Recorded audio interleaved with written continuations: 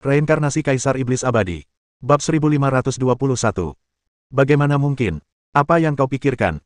Ye Yufei menatap Xiao Chen dengan tatapan tidak senang. Entah kenapa Xiao Chen merasa lebih baik, tetapi dia segera bertanya lagi, apakah kamu punya seseorang yang kamu sukai di klan roh? Tidak, kenapa kau bertanya? Tanya Ye Yufei dengan raut wajah aneh, aku jarang muncul di suku roh. Aku sering menyendiri untuk berlatih seperti Ying Sui, dan aku hanya sesekali keluar untuk melihat apakah ada kabar tentangmu. Tapi suku roh memang punya banyak orang membosankan seperti Mu Jie.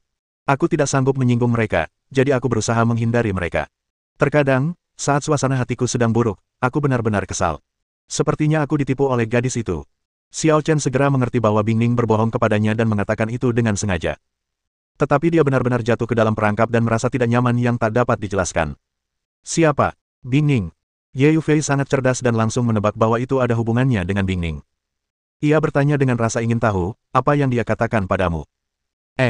Tidak ada apa-apa, jangan bahas topik ini, ayo kita bicarakan sesuatu yang menyenangkan. Kata Xiao Chen. Bukan, itu yang kutanyakan. Ye Yufei sepertinya tahu tipuannya, matanya berkilat licik. Ngomong-ngomong, kenapa kau begitu peduli soal aku suka atau tidak, Xiao Chen?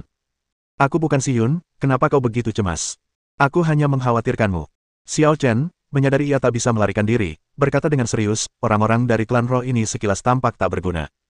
Bagaimana mungkin mereka layak untukmu? Apa kau memilihkan untukku berdasarkan seleramu? Ye Yufei berpura-pura tertekan. Sulit. Dengan standar setinggi itu, kurasa aku takkan pernah menikah. Kalau aku nggak bisa nikah, ya jangan nikah.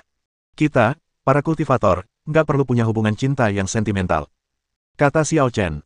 Hehe, kamu dan Si Yun sudah hidup bersama selamanya dan akhirnya mencapai akhir yang bahagia. Sekarang kamu malah menasihatiku untuk tidak menikah. Apa kamu berencana membiarkanku melihatmu menunjukkan kasih sayangmu seumur hidupku? Ye Yufei geram. Bagaimana kamu tahu tentang Si Yun? Xiao Chen terkejut. Dia benar-benar menerima Si Yun hanya setelah dia pergi ke alam dewa dan berpisah dari Ye Yufei. Secara logika, Ye Yufei tidak tahu tentang ini. Mungkinkah Si Yun sudah pernah ke Eldar? Xiao Chen hanya memikirkan kemungkinan ini. Si Yun juga tahu bahwa Ye Yufei dan yang lainnya dibawa ke suku roh, jadi kemungkinan besar Si Yun telah mengunjungi Ye Yufei di suku roh selama 100 tahun terakhir. Ya, Si Yun benar-benar hebat sekarang. Kata Ye Yufei dengan kagum, ketika dia datang ke suku roh, dia dilindungi oleh para Master Agung. Pemimpin suku roh akan menyambut Si Yun secara langsung ketika bertemu dengannya, dan dia sangat sopan. Sepertinya dia memang ada di Liga Tiandao. Xiao Chen teringat pada apa yang dikatakan Zukui tentang 6 jalan surga dan aliansi Dao Surgawi. Meskipun ada 4 putri Dao Surgawi, tidak diragukan lagi bahwa hati Linglong Dao Surgawi adalah yang dominan dan paling penting. Bahkan jika mereka bergabung, Linglong Heart adalah fokus utamanya. Posisi Xia Yun di Liga Tiandao, dan bahkan di seluruh dunia dewa, adalah unik. Oke, Xiao Chen, aku tidak bercanda lagi. Kata Ye Yufei, aku sangat senang kau bisa bersama Si Yun. Meskipun statusnya berbeda sekarang, dia sangat terobsesi padamu. Dia memintaku untuk memberitahunya segera setelah aku tahu kabar tentangmu. Sayangnya tidak sesederhana itu. Xiao Chen menggelengkan kepalanya, bahkan jika kau mengirim pesan, dia tidak akan menerimanya. Mengapa? Ye Yufei tercengang. Karena orang-orang dari Liga Tiandao itu tidak akan setuju dia bersamaku. Xiao Chen tidak bicara omong kosong, tapi ada dasar di balik perkataannya. Xia Yun berada di Liga Tiandao, dan mereka pasti akan mengirim seseorang untuk mencari informasi tentangnya. Tidak ada alasan mengapa Liga Tiandao tidak tahu apa yang dia lakukan di tanah penciptaan. Namun hingga hari ini, Xia Yun masih belum mengetahui apapun tentangnya, yang menunjukkan bahwa ada seseorang yang menyembunyikan kebenaran. Masuk akal jika dipikir-pikir. Bagi orang-orang seperti itu, hati indah Dao Surgawi adalah senjata pamungkas untuk menghadapi dunia yang gelap. Bagaimana mungkin mereka rela melihat hubungan cinta Xia Yun menunda kultivasinya? Kami pasti akan menemukan cara untuk menghentikannya. Lalu apa yang harus kita lakukan? Ye Yufei tidak bodoh dan bisa memikirkan poin pentingnya. Tidak apa-apa, tidak perlu terburu-buru. Kata Xiao Chen, Si Yun benar-benar aman sebelum alam kegelapan menyerang. Biarkan dia mengasah dirinya sedikit. Alam gelap. Tanya Ye Yufei, apa itu alam gelap? Nanti aku ceritakan. Pertama, ceritakan tentang Ying Sui dan yang lainnya. Kata Xiao Chen. Ying Sui. Ye Yufei menghela napas, seharusnya kaulah yang paling memahami Ying Sui. Keinginan terbesarnya adalah berada di sisimu selamanya. Bisa membantumu adalah hal yang paling membuatnya puas. Hanya saja kamu berjalan terlalu cepat dan terlalu jauh, dan Xiao Ying Sui tidak bisa mengimbangimu. Dia sudah berlatih hampir sepanjang waktu selama bertahun-tahun, dan aku jarang melihatnya. Xiao Chen terdiam beberapa saat setelah mendengar ini. Saat Xiao Ying Sui berada di bumi, dia mungkin dianggap berbakat dan mampu mengalahkan sekelompok orang. Namun jika menyangkut dunia kultivasi, dunia keabadian, dan dunia para dewa, dia benar-benar tidak mampu lagi mengimbangi laju perkembangan zaman. Ye Yufei telah meminum pil roh surgawi 9 transformasi, dan bakatnya telah berubah, tetapi sekarang dia hanya berada di tingkat ke-6 Dao besar. Sekalipun Xiao Yingsui berlatih keras berulang kali, ia takut takkan bisa menandingi Ye Yufei. Ia sudah cukup baik untuk memasuki alam Dao. Lagi pula, beberapa hal tidak dapat efektif hanya dengan menghabiskan waktu. Xiao Chen, apakah kamu punya cara untuk membantu Yingsui berkembang? Ye Yufei bertanya. Jangan khawatir, aku punya hadiah untuknya kali ini. Selama imannya cukup kuat, dia akan mengalami transformasi yang luar biasa. Kata Xiao Chen. Benarkah? Ye Yufei sangat senang. Setiap kali dia melihat Yingsui begitu keras kepala, dia tidak tahan. Baiklah, ada hadiah untukmu juga. Kata Xiao Chen sambil tersenyum, tapi aku akan memberikannya kepada kalian semua setelah Yingsui keluar dari pengasingan.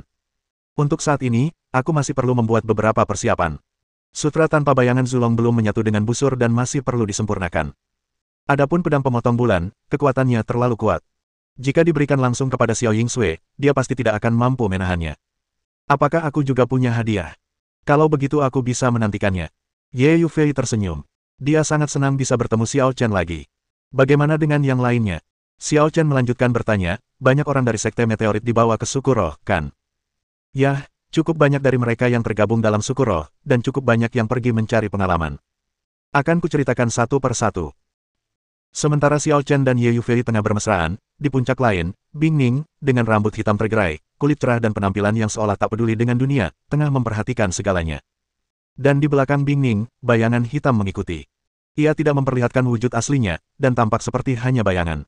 Itulah orang yang sangat kamu kagumi. Dia terlihat. Bagaimana? Tidak terlalu bagus. Kata bayangan hitam itu. Mujie dianggap luar biasa di antara generasi muda ras roh. Xiao Chen mampu menjatuhkannya dengan satu serangan, bukankah itu cukup? Kata Bing Ning. Haha, bagaimana bisa kau menyombongkan diri seperti itu? Bagaimana mungkin kau hanya mengalahkan Mujie biasa? Kata bayangan hitam itu, lagi pula, Mujie hanya terluka ringan. Itu karena Xiao Chen tidak punya niat membunuh. Balas Bing Ning. Lagi pula, aku belum melihat penampilannya yang luar biasa sejauh ini. Kata bayangan hitam itu. Kalau begitu, kita tunggu saja sedikit lebih lama. Begitu dia muncul, ras roh pasti akan kacau balau.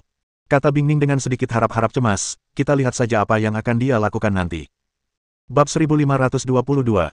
Xiao Chen dan Ye Yufei banyak bicara.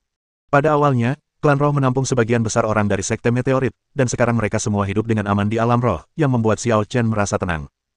Namun banyak pula orang yang berambisi besar dan tidak merasa puas dengan kehidupan yang nyaman di dunia spiritual, sehingga mereka keluar untuk menjelajah dunia. Misalnya, Ning Qingshuan dan Yan Qingcheng. 100 tahun yang lalu, ketika tanah keberuntungan muncul, kedua wanita ini pergi menjelajah dan mencari peluang. Selain itu, Tai Chu, Di Tian, Yan Huang, Ye Yanyao dan lainnya tidak datang ke klan roh.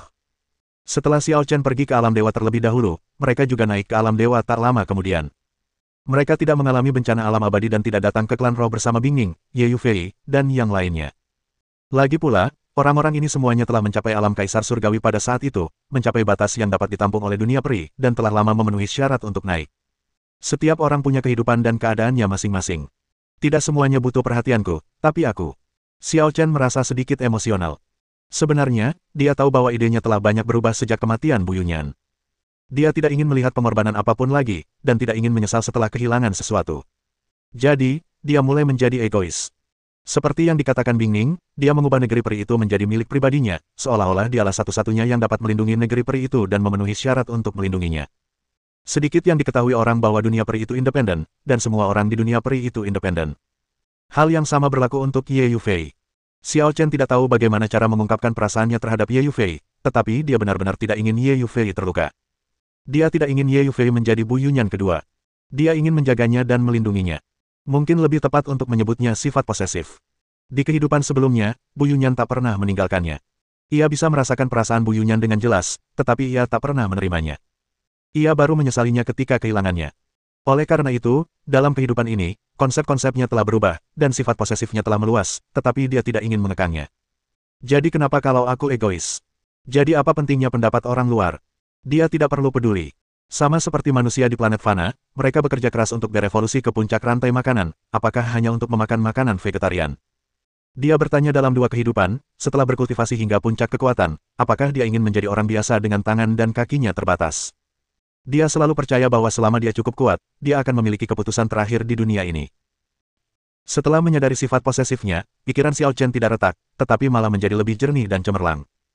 Menurutnya, apa yang disebut kondisi batin yang sempurna tidak selalu membutuhkan kebajikan, ketidakegoisan, dan kejujuran. Selama tidak melanggar keyakinan dan niat awal seseorang, serta pikiran terbuka, itu sudah cukup. Sama seperti iblis, mereka percaya pada cara jahat mereka sendiri dan membunuh orang-orang tak bersalah tanpa pandang bulu, tetapi mereka masih bisa mencapai puncak jalan mereka dan menjadi tak terkalahkan di dunia. Jika rasa posesif muncul dan rasa bersalah dirasakan, maka suasana hati Anda akan hancur. Jika Anda mampu menghadapi sifat posesif Anda tidak akan takut pada apapun. Busurnya sudah selesai, waktunya keluar. Xiao Chen melemparkan sutra tanpa bayangan naga lilin ke dalam tali busur dan menyatukannya dengan lengan busur. Busur raksasa setingkat senjata suci sejati telah selesai dibuat. Faktanya, ini lebih dari sekedar level senjata suci. Sederhananya, Zulong Sadoles Silek adalah jenggot Zulong, yang ditinggalkan Sukui di klan Ji. Zulong hanya memiliki 2 kumis, dan keistimewaannya sudah jelas. Kumis-kumis itu dapat dianggap sebagai simbol identitas dan martabat Zulong. Tak ada material di dunia ini yang dapat menandinginya. Tentu saja, karena Zulong telah jatuh, kekuatan suci sejati pada sutra tanpa bayangan Zulong telah hilang, atau berada dalam keadaan laten dan tidak dapat diaktifkan. Jika kekuatan dewa sejati masih ada, busur ini akan lebih menakutkan, tetapi Ye Yufei mungkin tidak akan mampu mengendalikannya. Setelah Xiao Chen keluar dari pengasingannya, dia pergi mencari Ye Yufei. Saat mereka berpisah sebelumnya, dia akan menyempurnakan busur, dan Ye Yufei pergi mencari Xiao Yingsui. Sekarang, dia dan Xiao Yingsui seharusnya sudah menungguku. Xiao Chen. Pada saat ini, Bingning tiba-tiba muncul, dan burung gagak emas kecil juga berdiri di bahunya. Namun, setelah melihat Xiao Chen, gagak emas kecil itu mengepakkan sayapnya dan terbang ke Xiao Chen lagi. Kau benar-benar meninggalkanku sendirian begitu lama, kau tidak punya hati nurani. Keluh burung gagak emas kecil itu. Aku tidak mengenalmu, tapi kau bersikeras mengikutiku. Kata Xiao Chen tanpa berkata-kata, kenapa kau tidak berubah menjadi wujud manusia? Orang-orang di sini tidak ramah padaku. Aku tidak mau berhubungan dengan mereka. Kata gagak emas kecil, kapan kau pergi? Suruh aku pergi. Aku tidak akan meninggalkan klan roh untuk saat ini, dan aku bukan pengikutmu, jadi aku tidak punya kewajiban untuk mengantarmu pergi.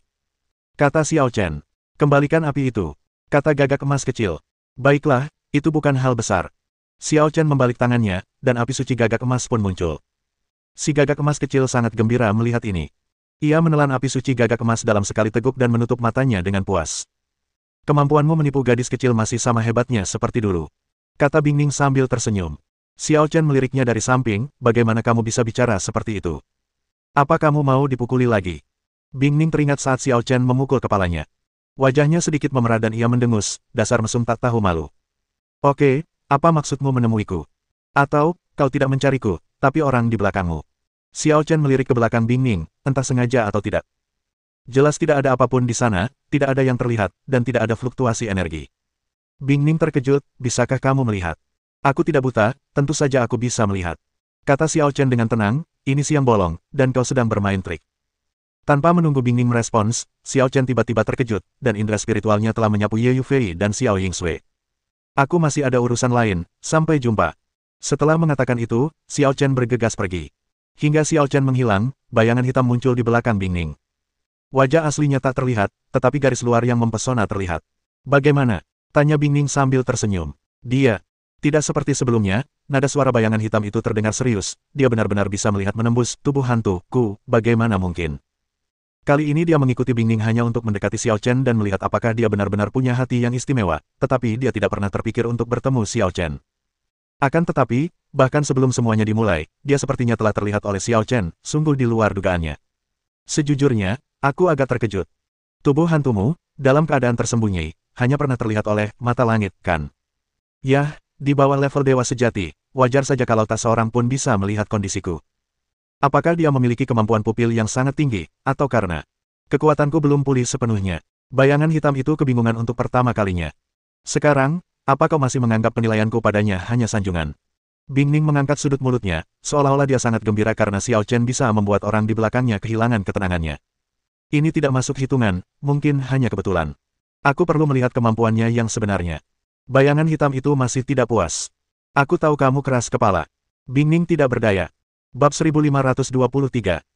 Ye Yufei dan Xiao Yingsui jelas bersiap pergi ke pelataran tempat Xiao Chen sedang menyendiri, tetapi mereka dicegat oleh belasan murid klan roh di tengah jalan. Di antara mereka, Mu Jie, yang terpesona oleh Xiao Chen hari itu, ada di antara mereka. Kamu lagi. Xiao Chen muncul, nadanya dipenuhi dingin dan marah.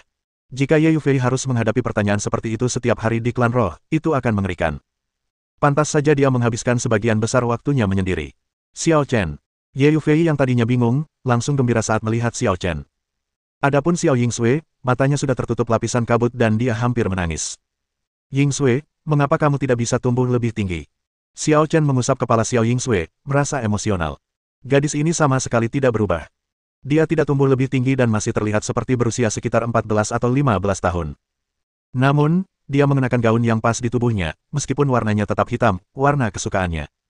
Xiao Yingsui terisak-isak dan tak bisa berkata-kata. Ia hanya memeluk pinggang Xiao Chen dengan kedua tangannya dan membenamkan kepalanya di pelukan Xiao Chen. Anak suci, ini dia. Mu Jie menunjuk Xiao Chen sambil menggertakkan giginya dan mengeluh kepada pemuda di depan. Pria muda yang memimpin memiliki ekspresi tegas dan sikap yang mengesankan. Sebagai putra suci klan roh, ia memang memiliki aura dan fondasi yang luar biasa. Ia jauh lebih kuat daripada putra suci dan putri suci klan Ji, bahkan tidak selevel. Namun Xiao Chen dan Xiao Yingsui baru saja bertemu ketika mereka mendapati kawanan lalat ini mengganggu jalan mereka, jadi wajar saja mereka sangat tidak senang. Ayo bertukar tempat, kata Xiao Chen. Ya, Ye Yufei dan Xiao Yingsui tentu saja setuju dan ingin segera pergi lebih awal. Tunggu. Mu Jie melangkah cepat, menghalangi jalan Xiao Chen dan dua orang lainnya, lalu berteriak dengan marah, putra suci tidak membiarkanmu pergi, dan kau berani pergi. Benar sekali. Beraninya orang luar tidak menghormati putra suci. Apa kau sudah bosan hidup? Hari ini aku akan mengajarkanmu aturan-aturan Eldar. Para anggota suku roh di sekitar semuanya membuat keributan. Ketika mereka mendengar Mu Jie dipukuli orang luar, mereka tentu saja tidak senang. Kapankah giliran orang luar memamerkan kekuatannya di hadapan para roh? Saat ini, masih mudah bagi Xiao Chen untuk membawa Ye Yufei dan Xiao Yingsui pergi, dan tidak ada seorang pun yang bisa mengejar. Tetapi orang-orang ini sudah bicara terlalu banyak, dan dia tiba-tiba tidak ingin pergi. Segala sesuatunya harus diselesaikan pada akhirnya, tidak mungkin untuk bersembunyi setiap saat. Kau ingin bertarung? Tanya Xiao Chen dengan tenang, sambil melirik Mu Jie. Jantung Mu Jie tiba-tiba bergetar dan dia merasa sangat ketakutan. Meskipun Xiao Chen menyerang secara tiba-tiba hari itu, dia lengah dan gagal mengeluarkan kekuatan penuhnya. Tetapi dia tahu bahwa meskipun dia mengerahkan segenap tenaganya, dia tidak sebanding dengan Xiao Chen. Jika tidak, dia akan datang sendiri untuk membalas dendam hari ini, bukannya menghasut para anggota suku roh untuk mengikutinya. Tolong jangan salah paham. Sang Santo akhirnya berbicara, tetapi ia sangat sabar. Ia tidak langsung menekan Xiao Chen. Ia tersenyum ramah dan berkata, namaku Mu Shaoren, Santo dari klan roh. Bolehkah aku bertanya siapa namamu? Mendengar ini, Xiao Chen berkata dengan tenang, jangan bertele-tele. Kalau mau bertindak, lakukan sekarang juga. Kalian di sini bukan untuk berkelahi, kan untuk mencari teman. Itu belum tentu benar. Lebih baik menyelesaikan perseteruan daripada menciptakannya. Kata Mu Shaoren sambil tersenyum, asalkan kamu minta maaf pada Mu Jie, kita pasti bisa berteman. Minta maaf. Xiao Chen mencibir, kurasa lebih baik bertindak. Mu Shaoren sedikit terkejut. Temanku, kau harus mengerti, ini suku roh. Selama aku memanggil, banyak sekali jenius akan menyerbu. Berapa banyak dari mereka yang kau yakini bisa kalahkan? Melihat situasinya tidak baik, Ye Yufei segera melangkah maju dan berkata, nak, masalah ini disebabkan olehku. Aku minta maaf atas nama Xiao Chen. Xiao Chen adalah tamu Bingning. Aku harap kamu mau merendahkanku demi Bingning. Orang-orang Bingning. Mu Shaoren mendengar ini, matanya berkilat aneh. Aku penasaran kenapa aku tidak tahu ada orang luar yang datang ke suku roh. Apa itu perbuatannya lagi? Xiao Chen awalnya mengira bahwa karena Ye Yufei mengungkit Bingning, Mu Shaoren, meskipun dia adalah putra suci, akan mundur dan tidak berani menekannya lebih jauh. Namun dia tahu bahwa dia salah. Sikap Mu Shaoren sama sekali tidak menunjukkan rasa hormat terhadap Bingning, bahkan terkesan sedikit bermusuhan. Bukankah Bingning reinkarnasi dari santo spiritual itu? Beraninya putra seorang santo biasa memperlakukan Bingning begitu saja. Mungkinkah latar belakang Bingning belum dipublikasikan dan ada hal lain yang terjadi? Di puncak gunung, Bingning dan bayangan hitam juga tiba dan diam-diam menyaksikan semua yang terjadi. Mu Shaoren juga ada di sini. Raut wajah Bingning yang cantik tampak berpikir, seolah sedang memikirkan sesuatu. Sempurna sekali, kita bisa melihat apa yang sebenarnya mampu dilakukan Xiao Chen. Bayangan hitam itu sepertinya mengharapkan sesuatu. Sebenarnya, kupikir ini mungkin kesempatan bagus. Kata Bingning tiba-tiba. Kesempatan bagus apa? Bayangan hitam itu ragu-ragu. Para elf sudah korup sejak lama, saatnya untuk menata ulang. Kata Bingning. Ekspresi bayangan hitam itu sedikit berubah ketika mendengar ini, apa kau berpikir? Tidak, waktunya belum tepat. Ingatan dan kemampuanmu belum sepenuhnya terbangun. Aku khawatir orang-orang itu tidak akan mengakuimu. Kita tidak butuh pengakuan mereka. Kita bisa pakai kekerasan saja untuk menyelesaikannya. Kata Bingning, kita kerjasama saja sudah cukup. Tapi kalau itu terjadi, banyak orang akan mati. Kata bayangan hitam itu dengan nada serius. Ini hanya masalah waktu. Para pengkhianat itu pantas mati. Pada saat ini, Bingning tidak lagi menunjukkan ekspresi main-main seperti biasanya, dan menunjukkan sikap orang yang benar-benar kuat. Meski belum sepenuhnya terbangun, dia sudah memiliki beberapa ingatan dan beberapa kemampuan. Dia tahu tanggung jawab dan misinya. Namun sebelum itu, Eldar perlu direorganisasi. Sekelompok orang yang tersebar tidak akan pernah mencapai sesuatu yang hebat. Temanku, aku punya satu nasihat terakhir untukmu. Mintalah maaf kepadamu Jie dan lupakan masalah ini. Kalau tidak, aku akan membuatmu menyesal. Setelah mengetahui bahwa Xiao Chen ada di pihak Bingning, sikap Musao Ren jelas berubah drastis. Ia tampak sedikit jenaka dan muram. Xiao Chen. Ye Yufei tanpa sadar mendekat ke arah Xiao Chen. Ia merasa keadaan semakin tak terkendali. Belum lagi Xiao Yingsui yang menggenggam erat lengan baju Xiao Chen. Hei, mesum, kenapa kau begitu pengecut kali ini? Gagak emas kecil bersandar malas di bahu Xiao Chen dan berkata dengan nada kesal, apa kau begitu galak saat menindasku? Jika kamu tidak berbicara, tidak seorang pun akan menganggapmu bodoh. Xiao Chen menangkap gagak emas kecil itu, melemparkannya ke Yingsui, lalu menatap Musao Ren.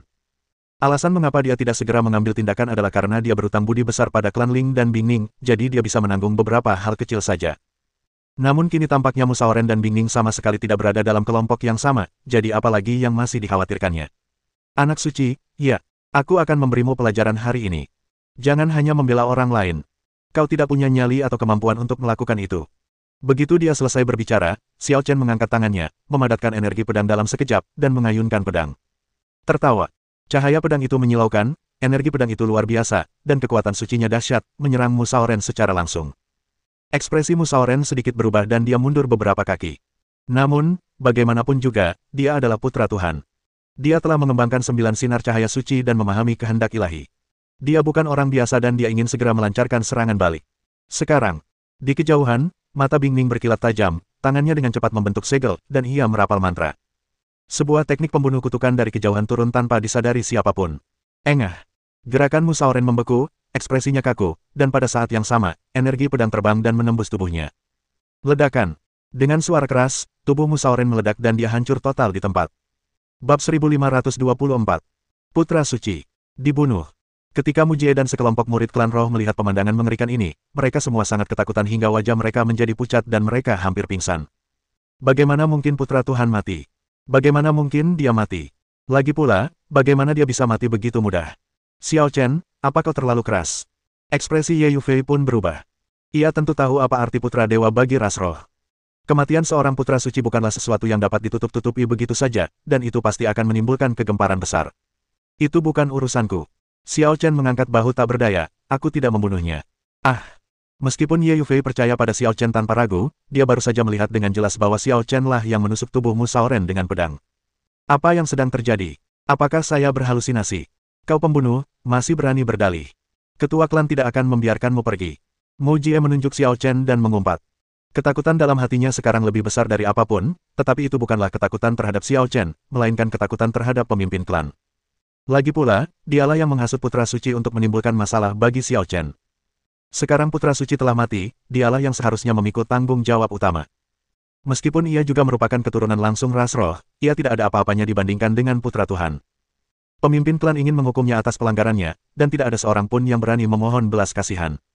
Bagaimana mungkin dia tidak takut? Mendengar ini, raut wajah Xiao Chen tiba-tiba berubah dingin, sepertinya kau sudah tidak ingin hidup lagi, jadi aku akan mengabulkan keinginanmu.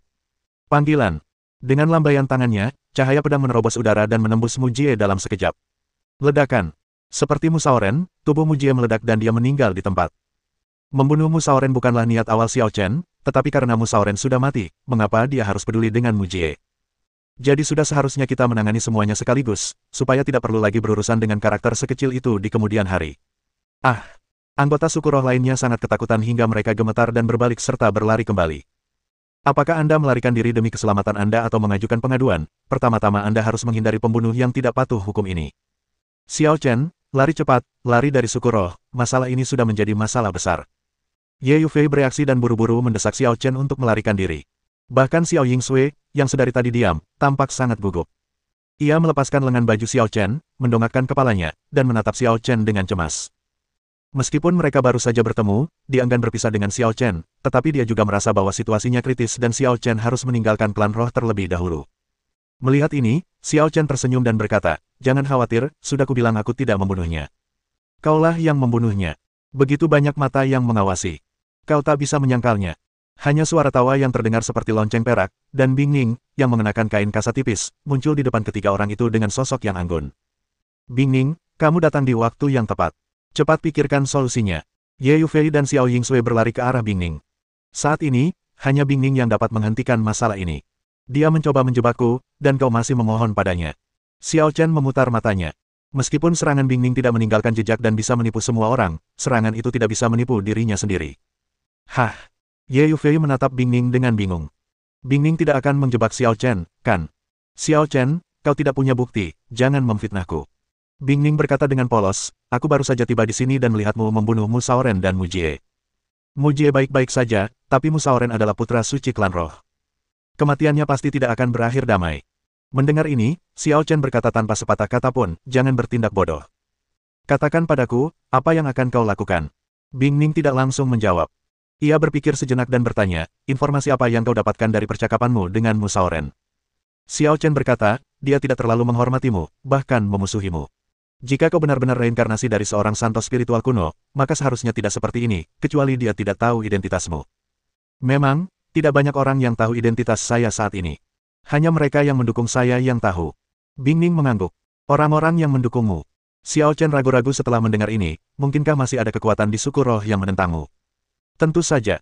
Kata Bing Ning, hanya sebagian ingatanku yang terbangun, tapi aku punya pemahaman yang lebih jelas tentang apa yang terjadi saat itu. Saat itu, dalam pertempuran melawan alam kegelapan, saya memimpin para elit Eldar untuk melawan musuh. Namun, seorang pengkhianat muncul di dalam suku, memicu kerusuhan sipil di dalam suku Eldar. Saya diserang dari segala arah, dan akhirnya terpaksa bereinkarnasi. Ada cerita seperti itu. Xiao Chen terkejut. Kudengar di kehidupanmu sebelumnya, kau dikenal sebagai orang yang paling dekat dengan dewa sejati. Kau seharusnya memiliki prestise tertinggi di antara ras roh. Bagaimana mungkin ada yang berani memberontak terhadapmu? Bing Ning mendengar ini dan menggelengkan kepalanya, lalu berkata, kau terlalu meremehkan klan roh. Aku memang kuat di kehidupan itu, tapi bukan berarti klan roh tidak punya orang kuat lainnya. Klan roh tidak pernah melahirkan dewa sejati, jadi mereka tidak dianggap sebagai klan Protoss. Namun, selain klan Protoss, klan roh adalah klan terbesar di alam dewa. Xiao Chen merenung dan berkata, apakah kau mengatakan bahwa pada saat itu, ada orang-orang kuat lainnya di suku roh yang, meskipun tidak sekuat dirimu, tidak jauh lebih buruk, dan mereka bersatu untuk melawanmu? Yah, terlepas dari apapun, leluhur ras roh masih hidup saat itu. Bing Ning mendesah. Nenek moyang ras roh. Xiao Chen tiba-tiba mengerti sesuatu ketika mendengar ini.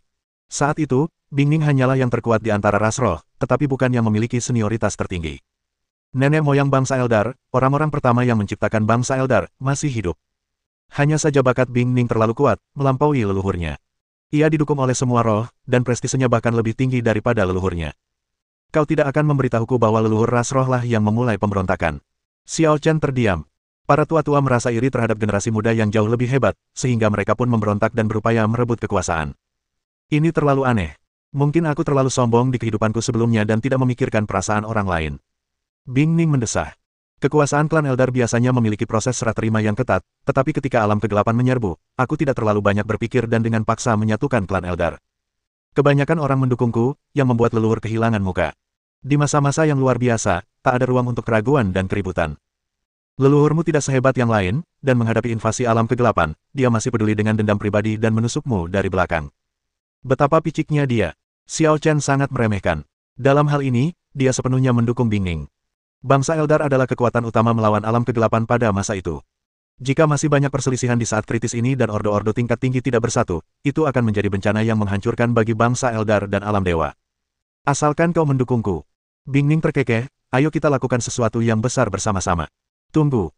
Xiao Chen segera bereaksi, saat kukatakan aku mendukungmu, maksudku adalah keputusanmu untuk menyatukan ras roh. Tapi apa yang terjadi padamu hari ini? Persis seperti dulu.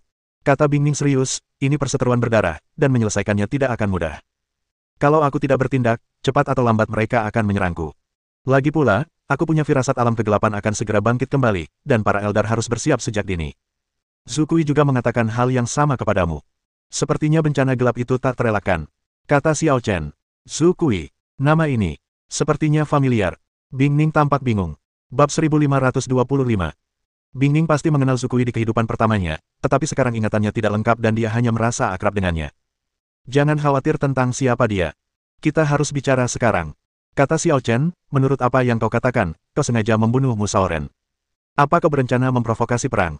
Yah, Musa Oren adalah putra suci dari garis keturunan leluhur. Pemimpin klan roh saat ini juga berasal dari garis keturunan itu. Kata Bingning, sebagian besar pendukungku saat itu telah terbunuh. Hanya sedikit yang tersisa. Jadi kali ini demi kebaikan bersama dan juga untuk menyelesaikan dendam pribadi. Meskipun leluhur merupakan orang yang lebih tua dan orang hebat yang mendirikan ras roh, sebagai seorang junior, kita tidak boleh terlalu kejam. Namun, orang-orang dari garis keturunan leluhurnya terlalu kejam. Mereka tidak hanya menyerangnya secara tiba-tiba, mereka juga tidak melepaskan orang-orang yang mendukungnya. Selama perang saudara itu, sedikitnya 3/4 dari kaum elit Eldar tewas. Ironisnya, para elit ini tidak mati di medan perang alam gelap, tetapi disergap oleh orang-orang mereka sendiri. Bingning tidak dapat berpura-pura tidak terjadi apa-apa. Entah karena keegoisan atau demi situasi keseluruhan, pembersihan ini mutlak diperlukan. Aku mendukung balas dendammu, tapi apa kau yakin harus sesabar itu? Xiao Chen mengamati Bingning dari atas ke bawah. Apa kau cukup percaya diri untuk melawan leluhur klan Es sekarang? Jangan khawatir. Kalau leluhur masih hidup, aku pasti akan lari sejauh mungkin. Bingning tertawa. Mereka yang menyerangku waktu itu pada dasarnya kubunuh di tempat, termasuk leluhur. Seharusnya masih ada 1 atau 2 monster tua yang tersisa di garis keturunan leluhur, tapi kita pasti bisa menghadapi mereka. Jadi sepertinya para Eldar sekarang sangat lemah. Yah, kalau ras roh masih kuat, mereka pasti sudah lama pergi merampok kekayaan dan sumber daya dunia. Kata Bingning, satu konflik internal saja sudah menyebabkan ras roh runtuh, dan mereka belum pulih. Sebuah klan besar telah disiksa olehmu. Xiao Chen tidak tahu harus berkata apa. Sebagai orang luar, ia tidak berhak ikut campur dalam urusan klan roh. Aku mendukungmu, tapi lain kali jangan main trik seperti ini lagi. Setidaknya beritahu aku sebelumnya. Kata Xiao Chen dengan wajah datar. Mendengar hal itu, Bingning meminta maaf. Sebenarnya, aku mengambil keputusan ini secara spontan saat melihatmu dan Musa Oren bertengkar. Setelah jeda sejenak, ia melanjutkan, tapi berdasarkan pemahamanku tentangmu, kau pasti tidak akan menyerah, dan Musa Oren juga tidak akan menyerah. Jika keadaan menjadi tidak terkendali, hasilnya tidak akan berbeda dengan yang kita alami sekarang. Itu benar. Serangan pedang Xiao Chen tidak bermaksud membunuh Musa Oren secara langsung, tetapi Musa Oren telah menderita kerugian dan tidak mau menyerah. Pada akhirnya, ia takut ia masih akan membunuh Musa Oren. Sialan, siapa yang membunuh putra suci? Ledakan. Raungan dahsyat terdengar dari aula peri di kejauhan. Aura mengerikan itu melesat ke langit, menggulung ribuan awan gelap, membuat orang-orang merasakan tekanan yang hebat. Jelas saja, kematian Musa Oren telah membuat khawatir para pemimpin tingkat tinggi ras roh. Aku datang, kata Bingning dengan ekspresi serius.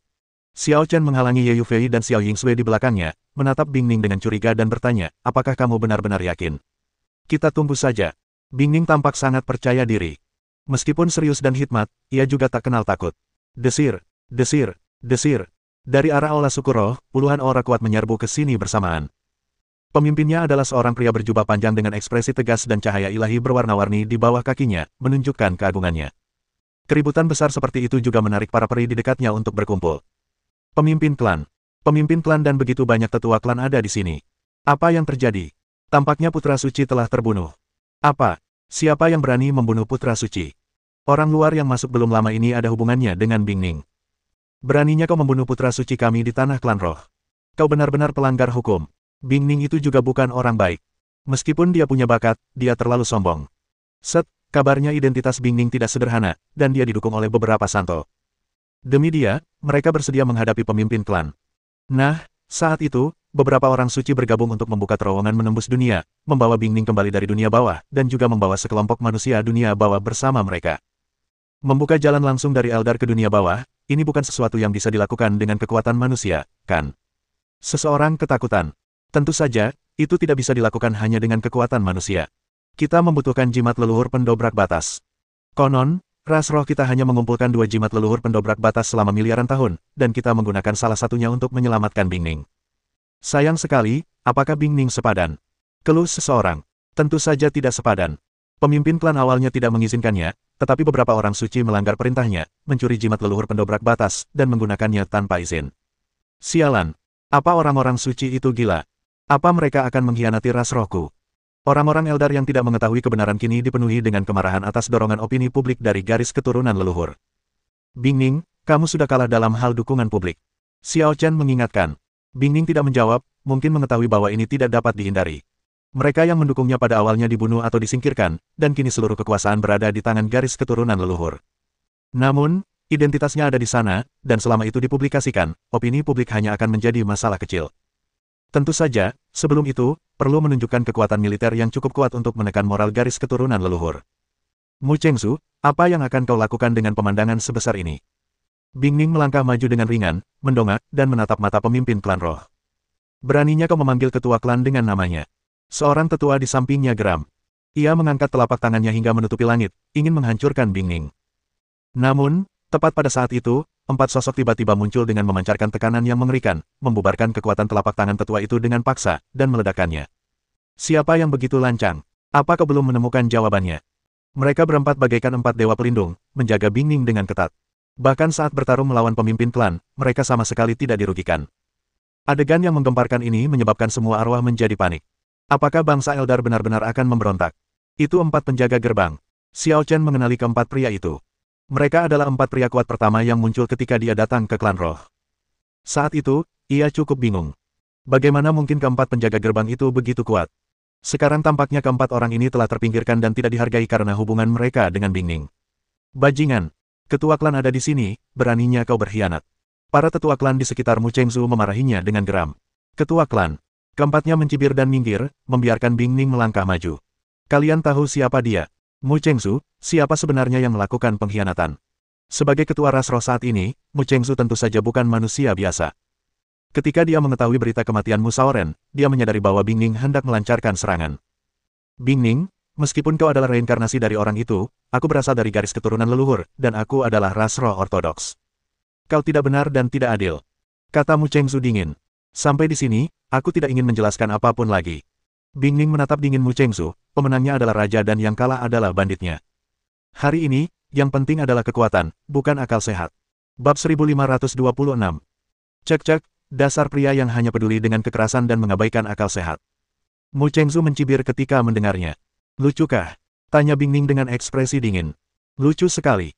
Mu Chengsu tertawa terbahak-bahak, tak berusaha menyembunyikan perasaannya. Aku tahu kau membunuh Mu Shaoren karena kau hanya butuh alasan untuk membuat masalah dan menyerangku. Tapi kenapa kau begitu tidak sabaran? Kenapa kau tidak bersabar saja? Kamu harus sangat jelas tentang situasimu. Kamu adalah reinkarnasi dari orang itu, tetapi kamu hanyalah reinkarnasi. Kamu belum sepenuhnya terbangun, dan kamu tidak memiliki kekuatan untuk mengubah dunia. Semakin lambat kamu mengungkapkan dirimu, semakin kuat dirimu, dan semakin besar peluangmu untuk menang. Mengapa kamu begitu tidak sabar, memilih sekarang? Bing Ning mencibir mendengar ini, bagaimana denganmu? Kau jelas tahu identitasku dan bahwa kita ditakdirkan untuk menjadi musuh, tapi kau tetap acuh tak acuh dan tidak mengambil tindakan, membiarkanku berkembang. Mu Chengsu, aku yakin tidak ada hal baik yang akan terjadi. Bing Ning menggelengkan kepalanya. Kalau kita terus menemui jalan buntu, aku memang sedang berkembang, tapi kau juga pasti sedang merencanakan rencana besar untuk membunuhku. Aku di tempat terbuka, dan kau di tempat gelap. Kalau aku terus menunggu, akulah satu-satunya yang akan menderita. Jadi, lebih baik memanfaatkan kesempatan daripada menunggu. Aku akan menyerang di saat yang paling tak terduga dan lepas dari kendalimu. Itulah yang terbaik untukku. Begitu, ya. Mu Chengsu tiba-tiba bertepuk tangan dan berseru kagum, seperti yang diharapkan dari reinkarnasi itu, kau memang bijaksana, tapi... Percuma saja. Meskipun agak mendadak, itu tidak bisa mengubah hasilnya. Benarkah? Kamu tampak sangat percaya diri dengan kemampuanmu sendiri. Tanya Bing Ning. Tertawa. Mu Chengsu tidak menjawab, hanya mencibir sinis. Pada saat yang sama, ia berdiri di kehampaan dan menepuk tanah tempat Bing Ning berada. Mu Chengsu, itu keterlaluan. Tirai langit 4 elemen. Melihat hal ini, keempat pria kuat yang mendukung Bing Ning menjadi marah dan bergabung. Mereka menggunakan kekuatan suci mereka sendiri untuk segera membangun tirai air transparan yang besar untuk menahan serangan mendadak Mu Chengsu. Namun tiba-tiba, telapak tangan Mu Chengsu membesar, dan keempat atribut angin, api, air, dan guntur terkompresi serta berubah menjadi 4 bola energi kecil di telapak tangannya. Telapak tangan biasa ini langsung mengandung kekuatan yang luar biasa. Ledakan. Dengan pukulan yang dahsyat, langit dan bumi berguncang. Klik. Tirai langit 4 elemen hancur dengan suara keras. Apa? Bagaimana mungkin? Ekspresi keempat orang itu tiba-tiba berubah, dan mereka tampak ngeri. Kekuatan Mu Chengsu sebenarnya lebih besar dari gabungan mereka berempat. Mati. Pertahanannya jebol, dan serangan Mu Chengsu tak terbendung. Keempat penjaga terhempas di tempat, bahkan Bing Ning pun terbanting ke tanah oleh telapak tangan. Ledakan. Tanah dalam radius ribuan mil dirusak oleh teror, runtuh, hancur, dan berantakan. Roh-roh itu pastilah semua kultivator, dan orang-orang yang mengawasi di sekitar semuanya berada relatif jauh. Mereka terbang ke udara untuk menghindari para kultivator sesegera mungkin, agar tidak ada orang tak bersalah yang terluka. Xiao Chen bereaksi sama cepatnya, melindungi Ye Yufei dan Xiao Yingsui sambil melayang di udara. Mengerikan. Gumam Xiao Chen. Xiao Chen, apakah Bingning akan baik-baik saja? Ye Yufei sangat khawatir. Berkat perawatan Bingning selama bertahun-tahun, kalau tidak mereka pasti sudah mati di negeri dongeng. Jangan khawatir, dia hanya melebih-lebihkan. Dia tidak akan mudah dikalahkan. Kata Xiao Chen, namun, dia memang sedikit ceroboh. Kedalaman garis keturunan leluhur melebihi harapannya. Sulit untuk mengatakan bagaimana hasilnya nanti. Gagak emas kecil mendengus jijik, bukankah kau cukup kuat? Kenapa kau tidak pergi dan membantu? Xiao Chen mengulurkan tangannya dan menjentikkan jarinya ke sana, kau hanya berharap aku dipukuli sampai mati, supaya kau bisa merasa lega, kan? Gagak emas kecil berteriak kesakitan, kau pikir kau bisa menindasku? Menghadapi tuan sejati seperti ini, kau bahkan tak berani berkata sepatah kata pun dan hanya melihat temanmu ditindas. Kau tidak tahu apa-apa. Ini bukan urusanku. Ini dendam internal di antara ras roh. Kata Xiao Chen. Kalau kau takut mati, ya sudahlah. Omong kosong. Kata gagak emas kecil dengan nada menghina. Hei, kalian masih mau ngobrol? Seorang tetua dari faksi Mu Chengzu memperhatikan Xiao Chen dan berkata dengan tatapan tajam, Bingning dan kaki tangannya harus dieksekusi bersama. Mendengar ini, Xiao Chen mengangkat bahu dan berkata, Pak Tua, sekarang bukan saatnya untuk mengincar kami, kan? Kalian akan bubar sebelum berhadapan dengan orang yang paling mematikan. Hati-hati, kalian akan celaka. Orang yang paling mematikan. Sang tetua tercengang.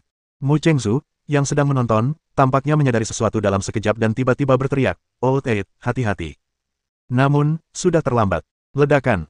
Di tengah asap dan debu di tanah, kilatan petir hitam tiba-tiba menyambar dan menembusnya dalam sekejap. Ah!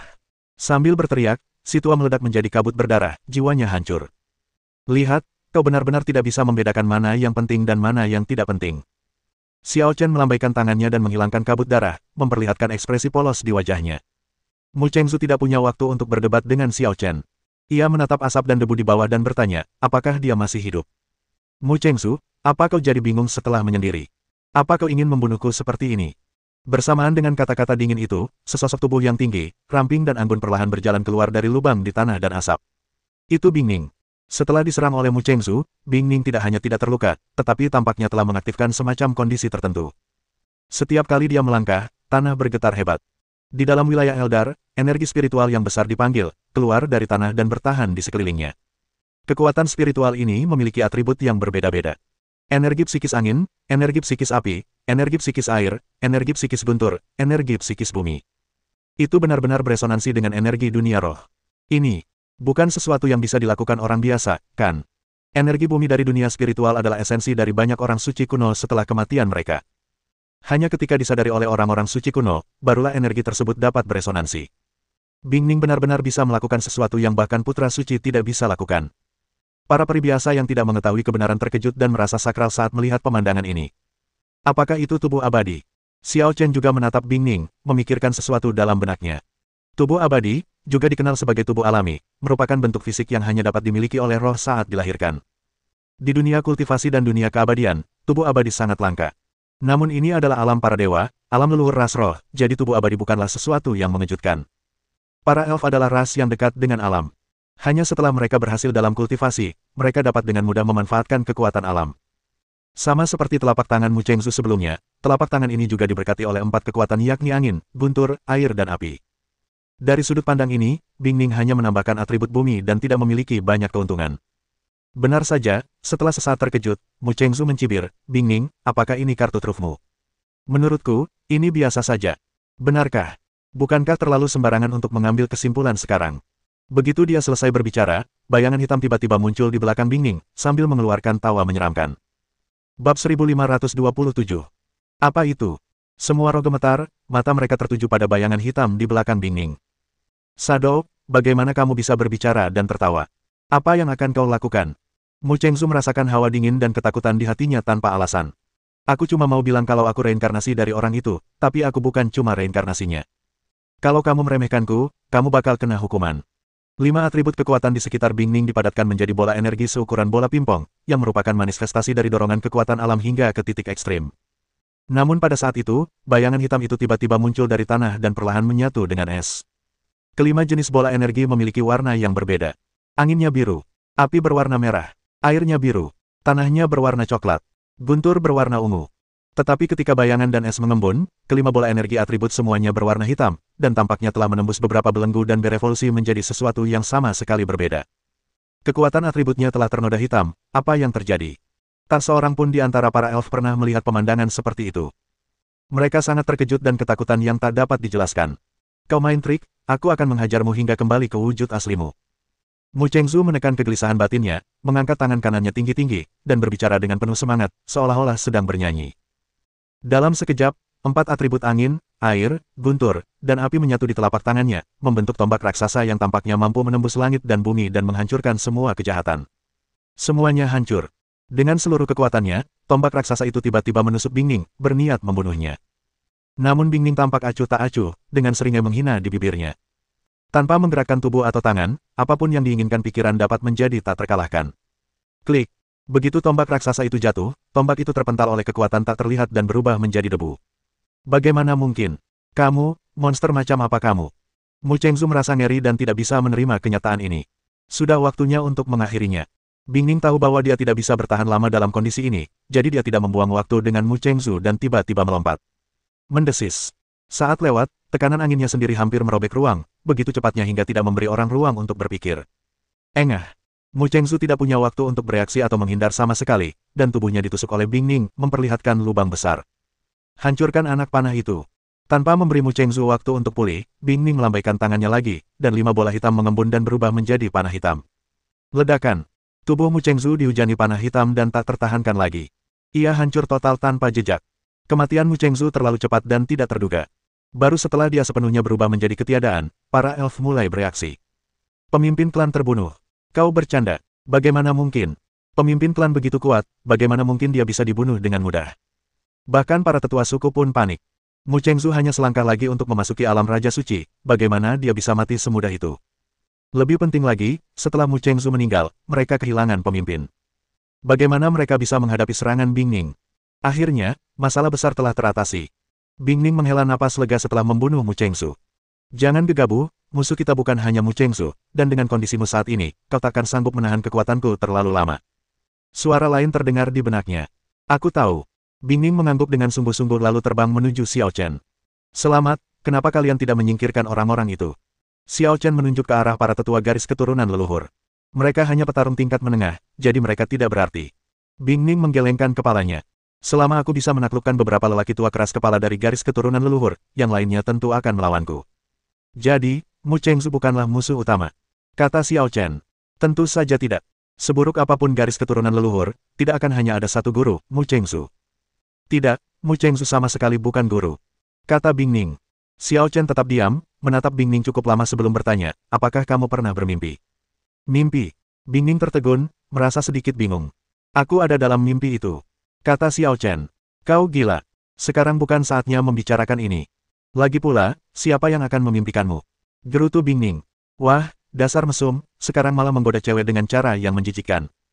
Si gagak emas kecil tak tahan lagi dan membuat gestur muntah. Diam. Xiao Chen melemparkan gagak emas kecil itu dengan satu jari, lalu kembali menatap Bingning dan berkata, jangan salah paham, maksudku bayangan hitam itu aneh dan terasa familiar bagiku. Deja vu. Bingning tampak aneh. Ya, aku pernah bermimpi. Tidak, itu pengalaman pribadiku. Di tempat itu, ada Si Yun, Dewi Jiang Qingyan dari suku Yui, Huangfu Yuruo dari keluarga Huangfu, dan kau, ini. Ekspresi Bingning tiba-tiba berubah, dan mimpi itu muncul dalam ingatannya. Suatu ketika, dia pikir itu hanya kebetulan saja, hanya mimpi biasa. Tetapi sekarang setelah Xiao Chen menyebutkannya, dia menyadari ada sesuatu yang salah. Benarkah? Xiao Chen tahu tebakannya benar. Xia Xiyun, Bingning, Jiang Qingyan, dan Huangfu Yuruo adalah putri surga yang disebutkan oleh Zukui. Apa yang terjadi? Tanya Bingning cemas. Xiao Chen hendak menjawab. Tiba-tiba, sesuatu yang tidak terduga terjadi. Ledakan. Di negeri jauh dari ras roh, suatu kekuatan yang beresonansi dengan dunia roh dan bahkan lebih mengerikan dari kekuatan Bingning sebelumnya menerjang langit, mengguncang seluruh alam semesta. Ini dia, para ahli tingkat Raja Suci, dan jumlahnya lebih dari satu. Bingning tampak serius. Saat ini dia tidak sanggup menahan terlalu banyak kekuatan surgawi, dan tidak mudah baginya untuk berhadapan dengan beberapa Raja Suci di saat yang bersamaan. Di sisi lain, kultus gagak emas. Huo Ling, yang telah melarikan diri dari Xiao Chen, baru saja kembali dan melaporkan kebenaran kepada pemimpin Sekte Gagak Emas. Apa katamu? Jingjing ditangkap. Pemimpin Sekte Jinwu berdiri dari singgasananya dengan marah, berharap dapat memotong Huo Ling berkeping-keping dengan telapak tangannya, tetapi akhirnya dia menahan diri. Tuan, pemimpin, pria itu mungkin masih muda, tetapi kultivasinya sungguh tak terduga. Bahkan Gelang Qian Kun pun tak bisa menahan gerakannya. Kata Huoling. Cukup, aku tidak mau mendengarkan ini. Panggil 7 Supremes segera. Kata pemimpin Golden Crow dengan marah. Di dalam aula utama, 7 master tertinggi dari Sekte Gagak Emas bergabung untuk menampilkan kekuatan magis mereka yang tak tertandingi guna melacak asal-usul dan mencari tahu keberadaan Ling Hujing. Bagaimanapun, ia memiliki garis keturunan ortodoks dari Golden Crow, jadi upacara berjalan lancar. Hanya dalam waktu setengah jam, ketujuh Supremes mendapatkan hadiahnya. Ling Xiaotian, tanah terlantar di ujung utara, disitulah. Suku Roh. Mendengar ini, kultus Gagak Emas langsung tahu bahwa itu adalah wilayah Suku Roh dan sedikit mengernyit. Jingjing ditangkap dan dibawa ke Suku Roh. Roh-roh itu berani sekali. Seorang Supreme menunjukkan kemarahannya. Tuan, kami akan segera berkumpul dan mengirim pasukan ke Suku Roh untuk membawa Nona Jingjing kembali. Kata Dao tertinggi lainnya. Suku Roh terlalu jauh, dan akan membuang-buang waktu untuk pergi ke sana. Aku sudah lama punya jimat ini, tapi belum pernah sempat menggunakannya. Hari ini, mungkin jimat ini akan berguna. Saat pemimpin Golden Crow berbicara, dia mengeluarkan jimat yang bersinar dengan cahaya kemasan. Jimat itu hanya mendistorsi kekosongan saat terkena udara. Jimat leluhur pendobrak batas. Ketujuh Supremes semuanya terkejut. Konon, memecahkan jimat leluhur dapat langsung membuka terowongan ruang dan waktu. Selama Anda memiliki koordinatnya, Anda bisa langsung pergi kemanapun yang Anda inginkan. Bab 1528. Ini makin parah. Kamu yakin bisa mengatasinya?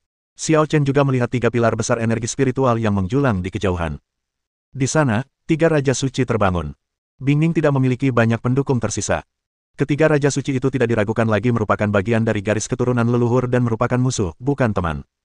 Alam Suci merupakan istilah umum, dan Raja Suci juga termasuk dalam alam suci. Namun Raja Suci, sebagaimana tersirat dalam namanya, adalah raja di antara orang-orang suci. Tingkat kekuatan ini dianggap sebagai kekuatan tempur tingkat tinggi di era paling gemilang di zaman kuno. 90% jiwa heroik di makam samsara hanya berada pada level ini. Jiwa-jiwa heroik itu setara dengan terbunuh dalam pertempuran dan hanya bisa tinggal di makam reinkarnasi. Mereka tidak akan mampu bertahan hidup jika meninggalkan makam reinkarnasi, apalagi bertarung. 3 Raja Suci yang muncul dari ras roh sekarang sebenarnya masih hidup dan telah hidup dari zaman kuno hingga saat ini. Jika Bingning sepenuhnya membangkitkan kekuatan kehidupan pertamanya, akan mudah baginya untuk menghadapi 3 Raja Suci. Kesulitannya terletak pada fakta bahwa Bingning kini hanya setengah matang. Ketiganya sesuai ekspektasi saya, tapi mereka lebih kuat dari yang saya duga. Tentu saja, saya bisa mengatasinya. Meski Bingning tampak serius, dia masih penuh percaya diri. Mu Yuan. Bingning berteriak. Sini. Seorang lelaki tua dengan kehidupan yang berbeda muncul dan membungkuk hormat kepada Bingning. Kalian semua, lindungi mereka. Bingning menunjuk ke arah Xiao Chen, Ye Yufei dan Xiao Yingsui. Saya mengerti. Mu Yuan mengangguk dengan serius. Tak lama kemudian, lebih dari selusin pria kuat muncul di sekitar Xiao Chen dan 2 orang lainnya, melindungi mereka dengan erat. Jelasnya, mereka adalah pendukung setia Bingning. Namun tampaknya jumlah mereka hanya belasan saja, yang mana hanya setetes air di lautan jika dibandingkan dengan jumlah besar garis keturunan leluhur. Tentu saja, seperti dikatakan Bingning, kemenangan atau kekalahan hanya ditentukan dalam konfrontasi tingkat lanjut. Mu Chengzu sudah mati. Jika ketiga Raja Suci itu dihabisi, kekuatan garis keturunan leluhur akan hancur, dan sisanya tak punya pilihan selain menyerah. Saya akan menyelesaikannya secepat mungkin. Setelah Bingning selesai berbicara, 5 bola hitam mengembun di sekujur tubuhnya lagi, dan dia menyerbu ke arah 3 pilar energi spiritual dengan langkah cepat. Sungguh berani. Dia pantas menjadi reinkarnasi dari guru itu. Tapi ternyata itu belum cukup. Sudah waktunya untuk mengakhiri lelucon ini.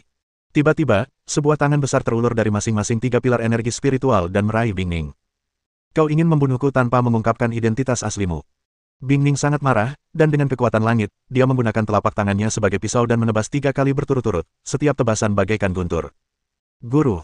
Kekuatan pedang itu begitu dahsyat hingga mengguncang seluruh dunia spiritual. Kehampaan itu pecah dan langit runtuh.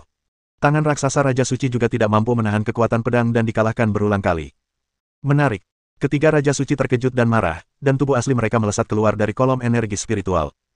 Setiap langkah yang mereka ambil dan setiap napas yang mereka embuskan mengandung tekanan ekstrim, yang dapat membunuh binatang buas jutaan mil jauhnya. Pengkhianat, mati. Ketiga Raja Suci bergabung untuk melancarkan serangan dahsyat dan menyerang Bingning. Kalian semua tahu siapa pengkhianatnya. Bingning menghadapi pertempuran itu secara langsung. Tubuhnya yang tampak rapuh menunjukkan pesona yang tak terkalahkan. Ia bertarung 1 lawan 3 dan tak kehilangan kendali. Ledakan. Pertarungan di level Saint King tidak diragukan lagi sangat mengerikan. Meskipun tidak ada tanda-tanda kekalahan yang terlihat untuk sementara waktu, seiring berlanjutnya pertempuran, dunia spiritual terus-menerus hancur, aturan terus-menerus dihancurkan, dan ada tanda-tanda kejatuhan di langit. Akibatnya, rakyat biasa di Eldar menderita. Meskipun mereka semua adalah kultivator, dalam gelombang pertempuran yang mengerikan seperti itu, hanya mereka yang berada di atas level suci yang mampu bertahan, dan sisanya yang lemah akan mati jika tersentuh. Sama-sama cocok. Wajah tua Mu Yuan penuh dengan kesungguhan. Pertarungan antara dua lawan yang seimbang seringkali menegangkan dan meresahkan. Pertempuran ini menyangkut masa depan kaum Eldar.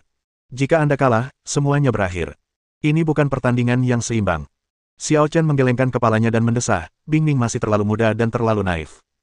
Mu Yuan terkejut ketika mendengar ini dan berbalik menatap Xiao Chen, dia adalah reinkarnasi dari orang itu, bagaimana kamu bisa mengatakan dia muda dan naif?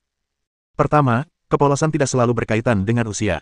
Kedua, dia adalah reinkarnasi dari orang itu, tapi lebih dari itu, dia hanyalah Bing Ning, mengerti? Kata Xiao Chen. Lebih tepatnya cuma Bing Ning. Gumam Mu Yuan dalam hati. Benar. Sekalipun dia terbangun, Bing Ning tetaplah tokoh utamanya. Lagi pula, dia belum sepenuhnya terbangun. Kata Xiao Chen, karena Bing Ning yang bertanggung jawab, wajar saja kalau dia kurang perhatian. Hei, apa kau menyebut Nona Bing Ning bodoh? Gagak emas kecil yang terpental itu terbang kembali ke bahu Xiao Chen, dan tampak sangat menyukai posisi ini. Idenya kurang lebih sama, tapi lebih bijaksana. Xiao Chen berhenti bertengkar dengan gagak emas kecil. Melihat pertarungan sengit di sana, ia mendesah, dia masih perlu terus mengasah dirinya dan berkembang. Xiao Chen, apakah menurutmu Bing Ning akan kalah? Tanya Ye Yufei dengan cemas. Tidak, dia tidak akan kalah. Mu Yuan tidak mau menerimanya dan segera menyangkalnya. Ngomong-ngomong soal muda, bukankah Xiao Chen lebih muda? Apa yang bisa dia pahami? Jangan pedulikan apa yang dikatakannya. Xiao Chen merasa Mu Yuan cukup menarik. Ia tersenyum dan hendak mengatakan sesuatu, tetapi tiba-tiba raut wajahnya berubah dan ia bergumam pada dirinya sendiri, sepertinya ada perkembangan baru. Xiao Chen, apa yang kau katakan? Ye Yufei tidak mendengar dengan jelas. Klik, ledakan. Sebelum Xiao Chen sempat menjawab, retakan tiba-tiba muncul di penghalang spasial dunia spiritual, lalu meledak, memperlihatkan terowongan gelap di langit. Ini. Semua orang tercengang dan menatap terowongan itu dengan bingung. Bahkan Bing Ning dan ketiga Raja Suci yang sedang bertarung pun berhenti sejenak dan tampak terkejut. Aura ini, mungkinkah seseorang telah menggunakan jimat leluhur penghancur alam? Bisik seorang Raja Suci. Tidak salah lagi, itu adalah jimat leluhur penghancur alam. Mu Yuan sangat yakin. Dialah yang memimpin di awal, diam-diam menggunakan jimat leluhur untuk menerobos negeri peri dan membawa kembali Bing Ning. Jimat pendobrak batas dapat mengabaikan waktu, ruang, jarak, dan penghalang apapun. Selama aura atau koordinat spasial target terkunci, kedua ujungnya dapat dihubungkan dengan mudah. Namun, jimat leluhur penghancur alam sangat langka sehingga hanya ada dua di seluruh ras roh. Di alam dewa, jelas tidak banyak orang yang memiliki jimat leluhur penghancur alam. Kalaupun ada, tidak akan mudah digunakan. Saat itu, perang saudara antar Eldar sedang berkecamuk. Siapa yang akan memilih saat ini untuk mengacaukan situasi? Ketiga Raja Suci curiga. Mungkinkah Bing Ning punya rencana cadangan? Bing Ning juga bertanya-tanya, mungkinkah garis keturunan leluhur telah meminta bantuan eksternal? Tidak, perselisihan ini merupakan keputusan mendadak yang dibuatnya, dan mustahil bagi garis keturunan leluhur untuk menyadarinya sebelumnya. Semua orang dari klan roh, Ling Hujue dari Sekte Ilahi Gagak Emas ada di sini untuk menyambut Anda. Mengikuti kata-kata yang kuat dan agung, sesosok yang bangga melangkah keluar dari terowongan waktu dan ruang. Pemimpin Sekte Gagak Emas, Ling Hujue. Seolah-olah ingin menegaskan kekuasaannya, saat Ling Hujue melangkah ke dalam dunia roh, tekanan yang mengerikan bahkan lebih besar dari tekanan seorang Raja Suci melanda area di sekitarnya, menyebabkan seluruh dunia roh bergetar, dan para roh menjadi semakin panik. Hei, sepertinya kita datang di waktu yang salah. Apa yang kalian lakukan? Ling Hujue menemukan bahwa dunia spiritual sedang mengalami perang besar, dan tanah serta langit hancur dan bobrok. Bab 1529. Kultus Gagak Emas. Tak seorang pun menduga bahwa orang-orang dari kultus Gagak Emaslah yang menerobos dunia spiritual. Sekte Jinwu hanyalah cabang dari klan Jinwu, atau sekte luar. Sebagian besar anggota sekte ini adalah Jinwu dengan darah yang tidak murni, atau bahkan bukan Jinwu sama sekali, melainkan alien yang telah mentransplantasikan sebagian darah Jinwu. Namun, di surga atas, kultus Gagak Emas sangat terkenal. Sekalipun klan Gagak Emas tidak disebutkan, tak seorang pun berani meremehkan kultus Gagak Emas. Sama seperti sekarang, Ling Hujue datang ke klan roh sendirian, aura dan tekanannya bahkan berada di atas Raja Suci, dan saya khawatir dia tidak akan jauh lebih buruk daripada Bing Ning.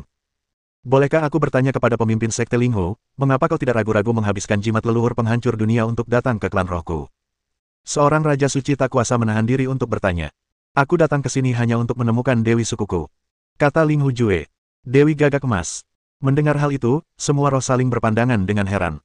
Dewi Gagak Emas memiliki status yang begitu mulia, mengapa dia datang ke klan roh? Tuan Ling Hu, apakah Anda telah melakukan kesalahan?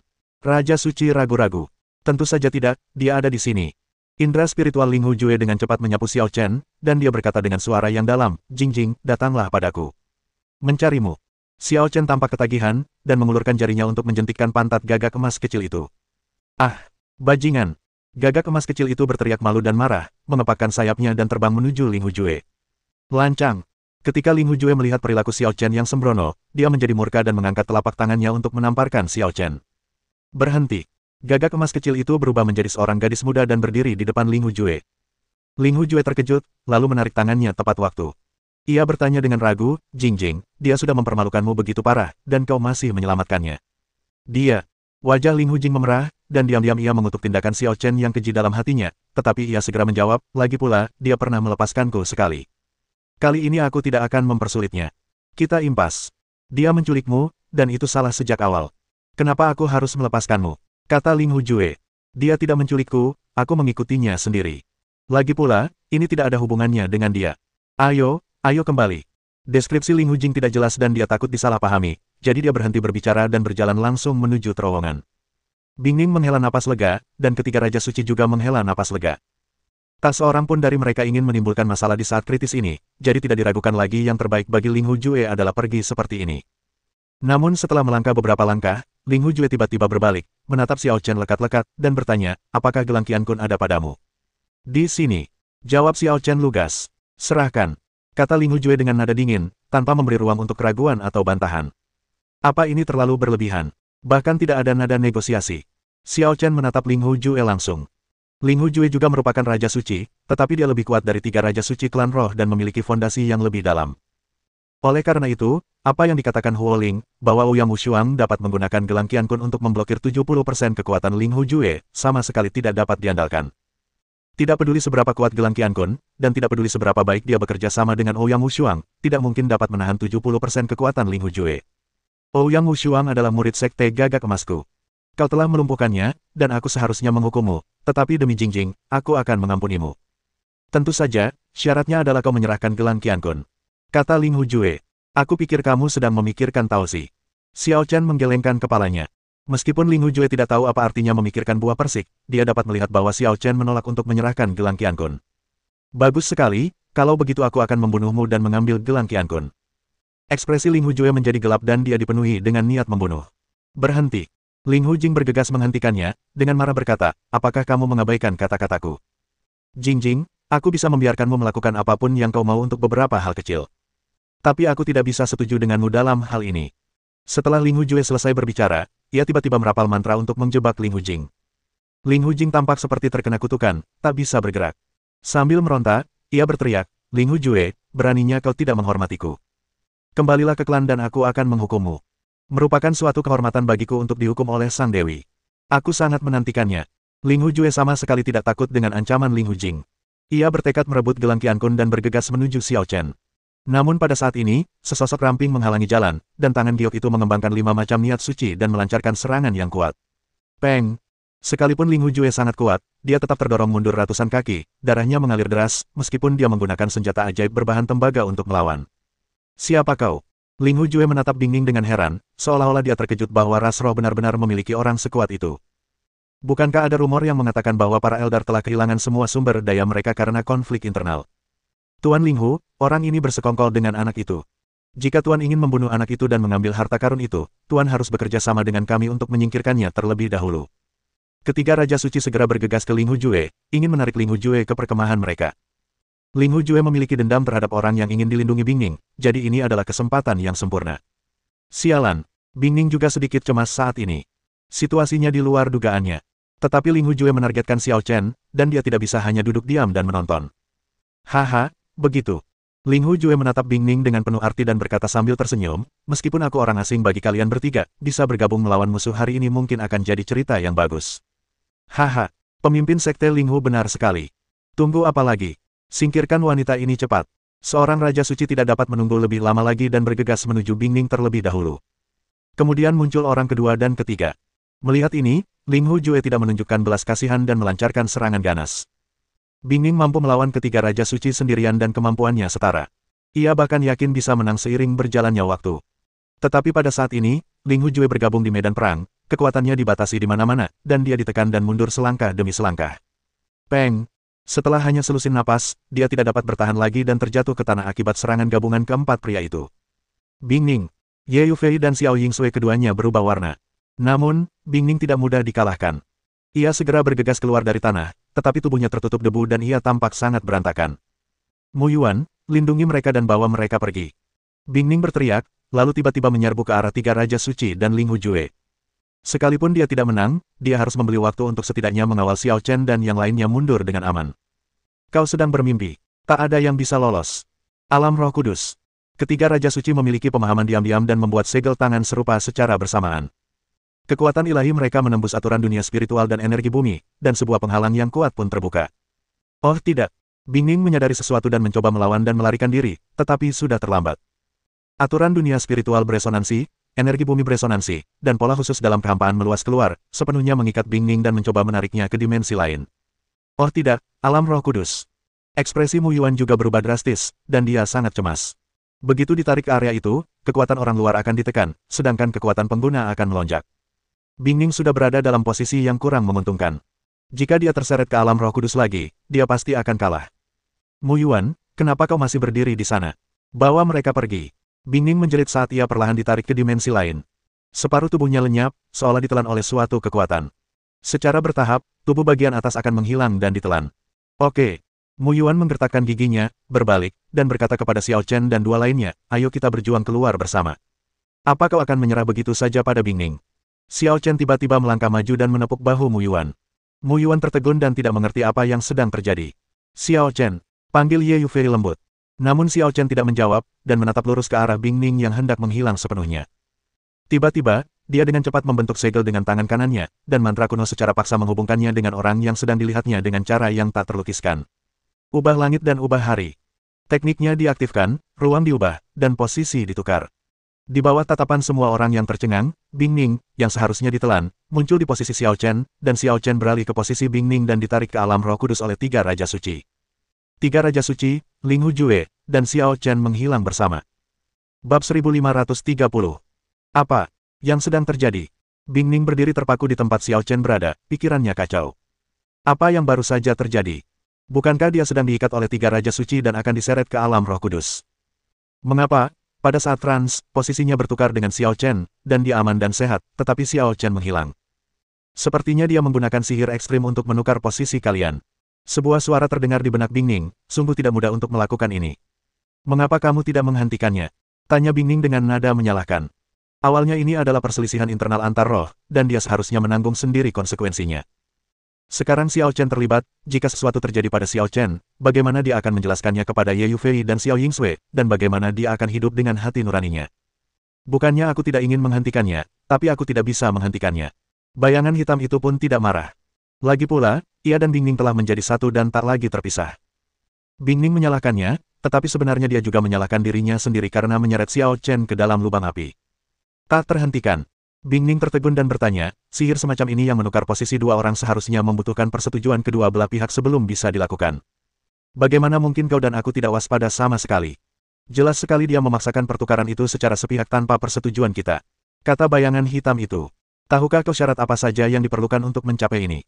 Bingning mendengar ini dan merenung, apakah kekuatannya lebih unggul dari kita? Tak ada sihir yang tak terkalahkan. Orang yang berkedudukan rendah tidak akan pernah mampu menggunakan teknik pemaksaan seperti itu terhadap orang yang berkedudukan tinggi. Fakta bahwa Xiao Chen dapat memaksanya untuk menggunakannya berarti Xiao Chen sangat kuat. Ini bukan semudah berada di atas kita. Kata bayangan hitam itu dengan nada melankolis, seolah-olah itu sedikit tidak dapat dipercaya. Di alam Roh Kudus, ketiga Raja Suci memandang Xiao Chen yang berdiri di hadapan mereka dengan kebingungan. Apa yang sedang terjadi? Anda jelas-jelas akan menyeret Bingning, jadi mengapa Anda menyeret anak ini? Mengapa kamu menatapku seperti itu? Xiao Chen tidak menyadari bahwa ia telah jatuh ke dalam perangkap musuh. Ia berjalan mondar-mandir di alam Roh Kudus seolah-olah sedang berjalan-jalan di taman, dan sesekali menoleh untuk melihat ketiga Raja Suci yang telah lama tak sadarkan diri.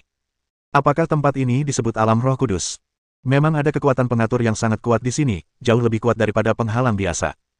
Xiao Chen telah melihat banyak penghalang serupa, ruang kecil atau dunia kecil, tetapi tidak ada satupun yang setinggi alam Roh Kudus, dan perbedaannya sangat besar. Bagaimanapun, alam Roh Kudus ini harus digunakan bersama dengan aturan dunia spiritual dan energi bumi. Kemungkinan besar, alam Roh Kudus ini merupakan kartu truf dunia spiritual melawan musuh yang menyerang, dan dapat menekan setidaknya setengah dari kekuatan fisik musuh. Jangan pedulikan anak ini, segera buka alam roh kudus dan pergilah untuk menghadapi Bing Ning, kalau tidak, sesuatu yang besar akan terjadi. Ketiga Raja Suci itu menyadari sesuatu yang buruk sedang terjadi. Jika Xiao Chen ada di sini, berarti Bing Ning ada di luar. Tanpa kendali mereka, Bing Ning akan mampu menyapu bersih garis keturunan leluhur. Jika dia sedikit lebih lambat, situasi ras roh akan benar-benar berubah. Baiklah, mari kita serang bersama. Ketiga Raja Suci tidak menargetkan Xiao Chen, dan mereka tidak ingin membuang waktu dengan Xiao Chen, jadi mereka ingin menyingkirkan penghalang alam roh kudus lagi.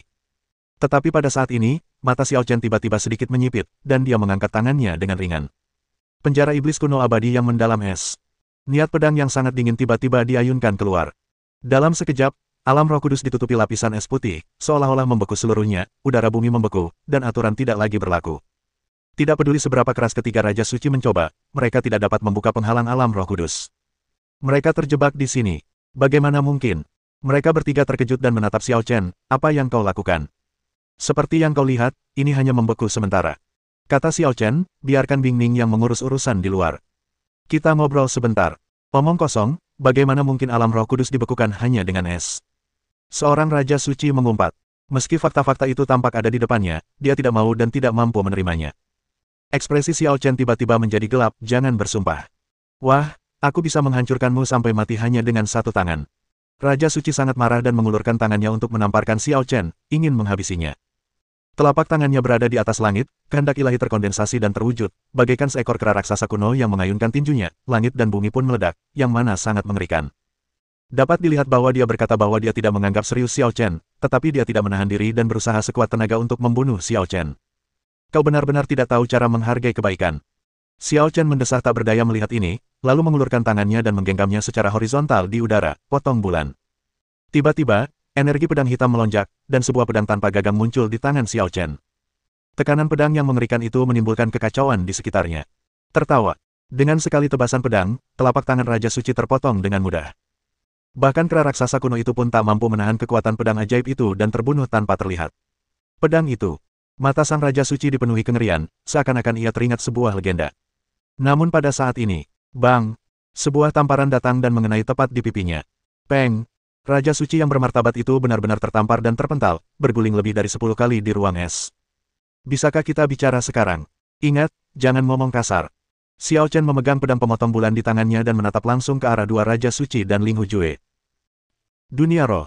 Bing Ning menyadari bahwa Xiao Chen sedang menciptakan kesempatan untuknya, dan dia tidak berani menunda lebih lama lagi dan menyia-nyiakan kebaikan Xiao Chen. Meskipun Xiao Chen mungkin memang lebih kuat darinya, ia mampu menekan setengah kekuatan fisik musuh di alam roh kudus, sementara ketiga Raja Suci akan meningkatkan kekuatan fisik mereka.